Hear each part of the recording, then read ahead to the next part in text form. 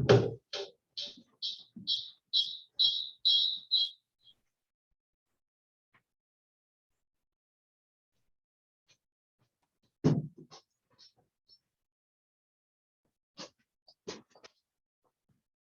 everyone.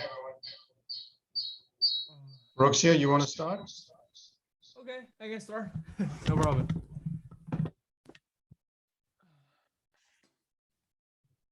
Hello, Harry.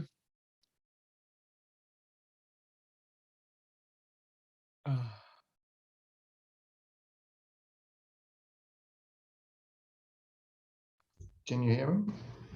Yeah, I can hear you guys now. Okay. Okay, great. There's some echo. Yeah, I'm not sure. Okay, I think now it's good. Thank you. So this week, mainly I'm looking at, let me share the screen. Can you see my screen? Okay, good, great. So mainly we want to do two things. First, since Samar is here, mainly we want to do first, since Samar is Samar? here, Yeah. Hi. I think there's some Hello. echo. Yeah, hello. Hello. Okay. Yeah. Audible? Could you mute your microphone a little bit? I will talk for 5 minutes, then I'll give No, you. it was me. I'm sorry. It was me. Oh, I'm sorry. It was me. Okay. So since yeah. tomorrow want to do the yes, multi-model thing and should I share my screen?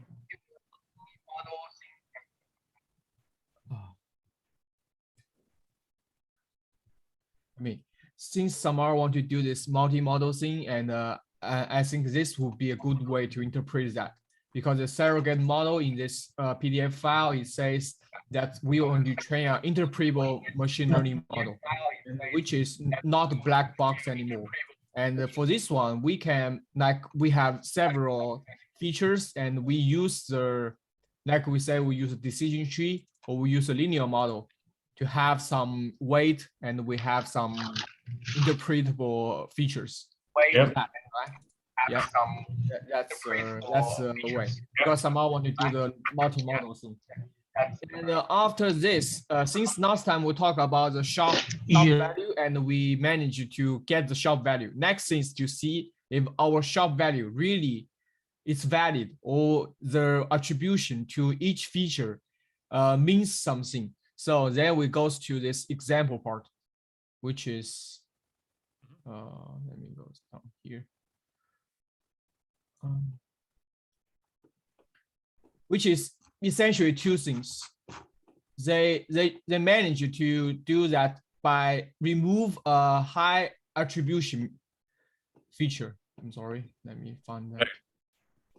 Yeah, they have two ways to test if this attribution, or we say the shop value, is really a good shop value. The first thing is we want to remove one of them. I think we can just go to the summary. It's this, okay? So first thing is we want to do that this. If we remove one feature with high attribution, will that affect our profit, our gain loss? And this one, the sensitivity, yeah. And the second thing is this, the ROA, ROKR. It says we want to take some data out. So we test with 100% of data, but now we take some data out. And now let's see what will happen. It's called the ROL, it says the removable, is this. So in this example, it's the picture thing, right? It's the DNN for the computer vision. But for our cases, we can also remove some of the feature. Like we say, we don't have the everyday, maybe everyday, we have some more features, that, let's say, and we remove some of that. Let's see what will happen to that. If this will lead to a decreasing, a really big decreasing. And this is also, if we remove some least important thing, will that be not significant to our result? So that's our two things we want to test for this week. Yeah, but now, to be honest, we are still working on save the model. I'm sorry, but I don't know why it does not work. That's fine. That's Can really you- weird. I mean, Yeah, can you go back to the screen that you were sharing? I had like a couple of questions on this. I got what you were trying to do, but let's see. Yeah. Yeah, come to the go to the methodology where it was like removal of the feature. So This one? this yeah. Or so remove this the is- feature. Okay. remove the feature, yes. Remove the feature is. So how many features you're using as of now? Because I thought there are just two features that we had, volume Yeah. and Now price. we don't. Now it's not only 2. We have 8. So that's Okay. Yeah. So what all features you are including on top of volume and price? We are going to take the mean average. It's like the average for the last few days. So Okay. it's like, yeah, it will last 12 days or last a month. So it's Got it. like some general data for the stock. So for the price, right? For the last few Right. days. Yeah. So last few days, then volume, what else? Do you have the list this is- somewhere? I just wanted to see the list. And also we want to introduce another stock price, which is kind of the pair trading. So that one Oh. will give you a sense of the market, what the Hmm. market looks like. Instead of we test a single data, we want to test this data, this stock, compare with the whole market. So we will Got take it. out of the effect of the market thing. Like nowadays, the market goes down rapidly. So we don't want to say is this stock not good, but the market, the whole market is not good. Right, That's- right. So do you have the list of those 8 variables? I quickly wanted to see whether they are intuitive and what all things you plan to remove and see. I'm not 100% sure. Let me see our. Yeah, so you said that there are 8 features that you're using right now, right? Yes, yes, Just yes. wanted to see those features. So 3 you mentioned. One is volume, other one is historical price, third one is price of similar stock. What Yes. all I just wanted to see like remaining 5 features. So if you're removing, let's say, a feature, what you're planning to see or what you want to see is if there is any impact on the Actually, final. yeah, actually, for this moment, I guess that if I remove the stock or the market data, I think that's really important because a stock itself is not, the price is not independent of the market, right? So if that's we remove the, yeah, that's what I'm thinking, because if you remove price and the volume, there might be a significant dip in the performance maybe. And also how you are measuring the performance is important, right? So this is a reinforcement learning model. And the item that you were showing or the methodology that you were showing is more for supervised learning, right? yes. So even if, let's say, you remove a couple of features, the final metric is, what's the final metric that you are looking at to see the impact? Is it the final profit or loss or something else? Because that's what's important. There might be I a case think that even if you at remove this it, moment, I guess it's profit and loss. I did not find a better metric. Yeah. yeah. So the problem with profit and loss is, so in case of classification or the regression-based model, if you remove an important feature, there might be a drop in the accuracy, right? Yes. But in case of reinforcement learning, if you're using the performance, as in the profit, as I got what the you mean. measure, Yes. Yes. so Maybe it will be better. yeah, there might be a chance that you might make more money, right? And yes, I got there what is- you mean. Yes, and there that is- could be possible. Yes. there is no interpretability out of it. So yeah, you have to think about the final metric that you need to choose very, very carefully. That's a really good question. Yeah. Yeah. So what should we do? Is there any better metric if we remove some? Yeah, important- so what you can do is in the reinforcement learning model, there is this Q table, right? So Q Yes, table yes. is basically the supervised learning kind of stuff. There is input that goes into and there's an output. So you should see what's the impact on the Q table as such. That should be a better indicator. Oh, so we check the Q table instead of checking the profit and loss. Yeah, check the Q table rather than checking profit and loss. Or maybe think about, I mean, I'm just throwing ideas. Maybe think Okay. about something more intermediate. Q table makes more sense. It sounds more reasonable to me compared to the final profit. Sure. But Yes. feel free to as in think of any other parameter. I mean, the idea would be that you have to align it with some kind of supervised learning framework, right? Because Yes. Yes. because when you are doing the prediction, after that there are a lot of things happening to give you the profit, right? So there is a lot of noise in between, which might impact the profit, and the profit might not be the right metric to understand the interpretability. Okay, okay, I got what Yeah. you mean. Yes, Yeah. that's totally right. Okay, thank you. Yeah. Hi, it's me, Samar. So Roxio, he's on the right track with his work. Can I just share my screen and show you like what all did I do until now? Not yet, not yet. You can share your screen and you share your work. Yeah, no problem. Because you work on the multi-model thing. I did not work. So, You can share the screen.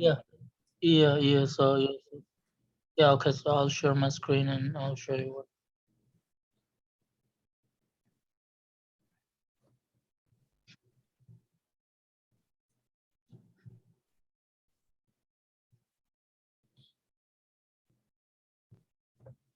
Yeah.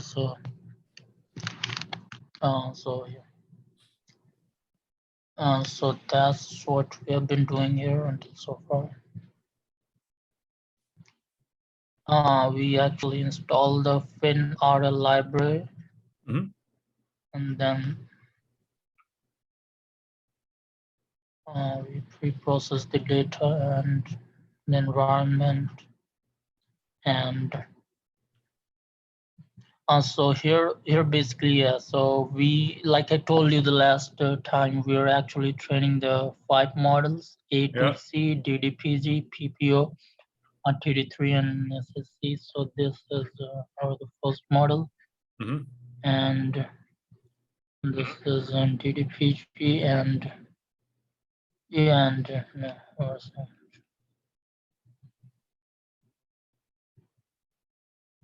So I remember from the last time you said that you'll take 5 models, whichever model is the best performer, Yeah, you will take that model and perform the interpretability. yeah. For that. Yeah. So we basically, and then we backtest our strategy and the backtest plot. So we are here until the backtest of the plot of all the the 5 models basically. So we now need to perform the interpretability of the model which has the best Sharpe ratio.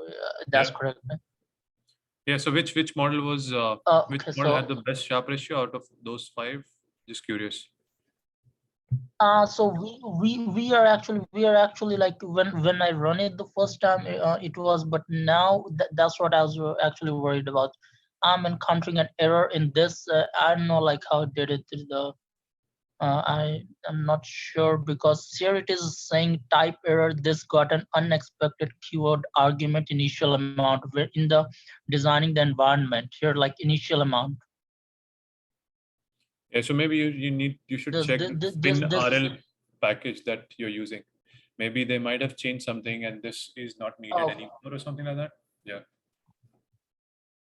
Oh, okay, yeah. So as I actually checked it on Stack Overflow as well, but I didn't get anything. Maybe I'll discuss it with Roxio maybe.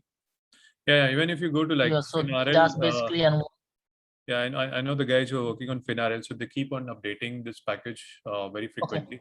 So maybe you can check what's the current scenario, because this is like a standard template they use. They run 5-6 reinforcement learning model and get the output, get the backtesting chart. So there should be updated version available there. So that shouldn't be a problem. But the idea, I mean, just focus on the interpretability and what's the plan. Let's say the PPO model comes out to be the best one out of those 5, right? So what's the plan? What's the next step? What sort of interpretability that you guys are thinking about? So basically regarding the interpretability, I think Roxio, he has a better idea, but last time he was actually talking about that we could use some sort of feature engineering. Right. Okay, so if it is in line with what Roxio explained in the beginning, that's fine. So yeah, I mean, you already mentioned about the Sharpe and a couple of other techniques. That's fine. But yeah, I mean, there's one more thing I would like to add, just think about the intuition behind these 5 models that you're using. So that intuition should be connected to the Okay. final interpretability. Like each, for example, PPO or Oh, active critic, each has its own advantage, disadvantage, and why it's working or giving the best output in this context is also very important. yes, yes. Okay, okay, okay. Yeah, we'll do that. Thank you. Cool. Yemen for project 11. Yes. Second. Okay. All right. Sorry. All right. We don't have much don't have any updates.